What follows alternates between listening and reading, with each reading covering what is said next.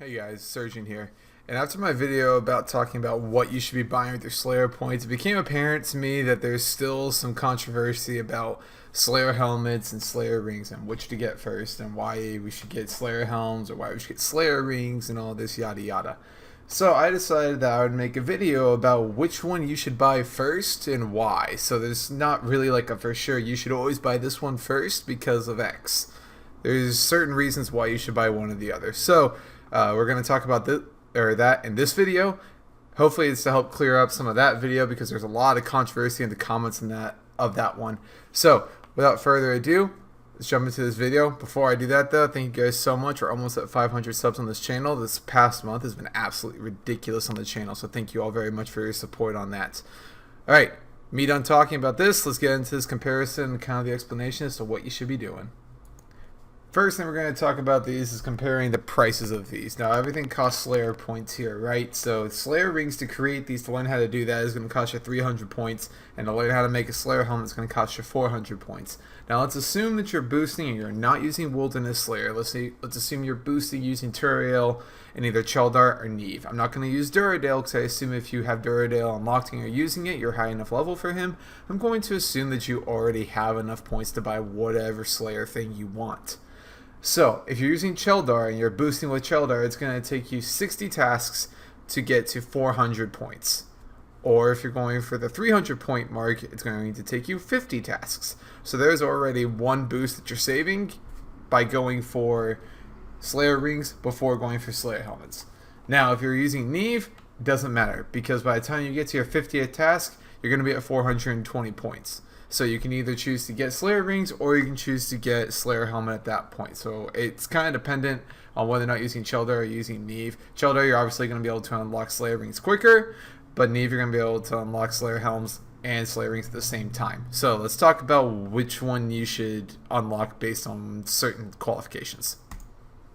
Let's start with Cheldar. So let's assume you're using Cheldar and not Nimh. Now you may assume, oh, I'm using Cheldar, like the main purpose of Slayer ring is to get you to Nimh faster, right?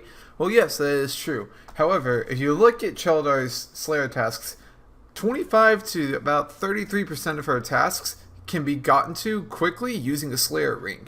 So you have about a 1 out of 3 chance, so every third task you do, to where you're probably going to need that Slayer ring. And actually the priority that a lot of these tasks are that use the Slayer ring locations are very high actually.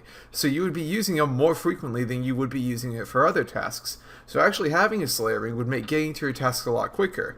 Now, the difficulty comes from the fact that if you don't have 75 crafting to make these, you're kind of buying something that you can't really use. So what it really comes down to is if you've got 75 crafting and you're using Cheldar, it's very advised to go ahead and buy your Slayer rings because it's going to make you getting to your tasks much faster than if you were using some other means of teleportation, simply for the fact that you can gear up, go talk to Cheldar, and then use a Slayer ring. Now, if you don't have 75 crafting, I would advise you to at least buy a Slayer ring, especially considering that we're boosting this entire time. I would still recommend buying a Slayer ring just to make those tasks easier to get to for only 35 Slayer points, and then go ahead and unlock your Slayer helmet, since I think the crafting level for that is 10. So I would recommend at least having a Slayer ring on you to make your teleportation to those areas easier, but definitely go ahead and unlock the Slayer helmet first, since you're actually going to get use out of it. So now we're going to talk about Nimh, and this is usually the Slayer master that people say like, oh yeah, Slayer rings are really good because it's a really quick teleport there. And then you'll have the counter argument of, oh, I can just NPC contact her and then I don't have to worry about getting Slayer rings and not wasting points on that. Well, I went ahead and tested out both of them and I timed both of them. Now, you're going to see a few clips. So the first one that you're going to see on the screen right now, this is NPC contact, you just using like a home port or something, and then gearing up and then going to whatever task that Nimh assigns you. So as you guys can see, like, it only takes me around 14 seconds or so to go through the entire NPC contact phase, and then because I'm using home port, because, well, I don't want to bring teleport to my Slayer task, it's taking me about another 15 seconds to teleport out of here, and now I'm having to run to the bank, go gear up, and by the time this is all said and through, I've gone to my tab, gotten gear, gotten food, gotten potions, you're sitting at around 43, 42 seconds. Now this clip is going to be, we've already used NPC contact, but we brought teleport tabs this time to our house. So we're going to assume that we just use the teleport tab to our house, we run to our pool, we drink from the pool, then we go to a teleport portal in our house to go gear up. So you want to add about 13-14 seconds onto whatever time this is, and that'll give us about the guaranteed estimate, or an estimate for how long it should take for us to gear up. And it's going to come out to be very close to the same, if not a couple seconds faster. Now this upcoming clip is if I have Slayer Rings. So I'm getting out of combat, just finished my task, I'm going to get to a safe spot so that way I can't get attacked. I'm going to use my Slayer Ring, teleport right to Nimh, so it's the first option, so teleport to the stronghold of Slayer. Nimh's right there. Go and talk to him, get an assignment. Bank is right to the east, so I'm going to go up there, bank, and then gear up. And then the perks of having this Slayer Ring is that I've already got the teleport in my inventory to about 40% of the tasks I'm going to use, whether it's the Slayer Cave, the Relica Slayer Caves, or the Canifest Tower that I'm going to have to go to. So I can gear up, and then I already have the teleport in my inventory, and I'm ready to go. And as you can see, there's a lot of extra time in here of me walking around, going to caves, going to locations, like taking extra hits. Like I started the timer while still taking hits, and it's still coming out to about the same time as if I didn't have Slayer Rings. So we can assume that if I was in the same position where I was able to immediately teleport, not have to get out of combat, I'm saving about 7-10 seconds every run.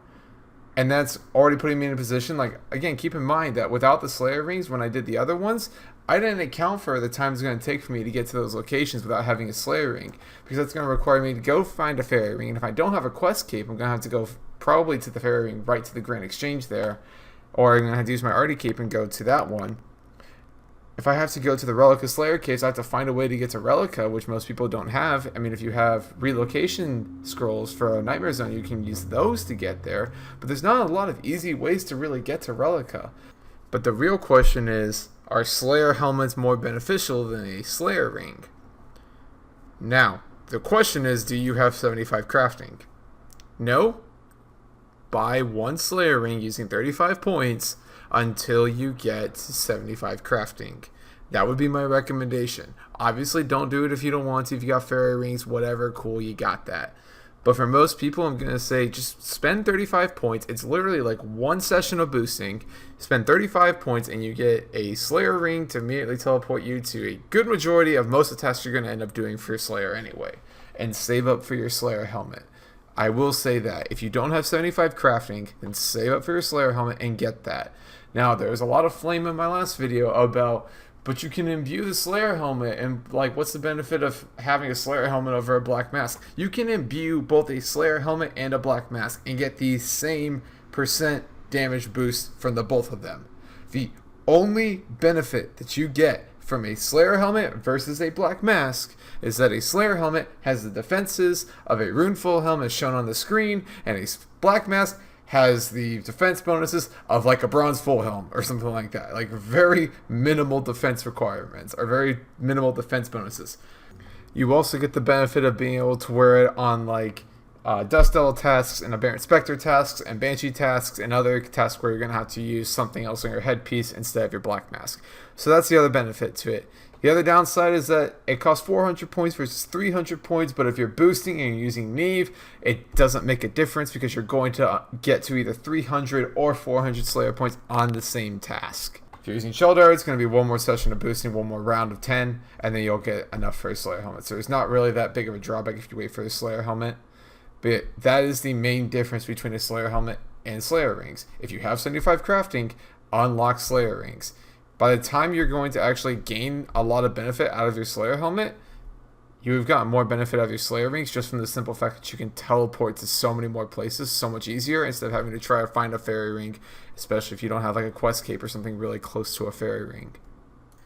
Alright guys, I think it's going to do it for this comparison video. I hope this clears up the air a little bit more on that last video I made about the Slayer point purchasing order. Hopefully it gives you guys some more info on when to buy what and what benefits one has that the other one doesn't have, to give you guys more knowledge so you can make your decisions a little bit with, you know, more intelligent decisions basically.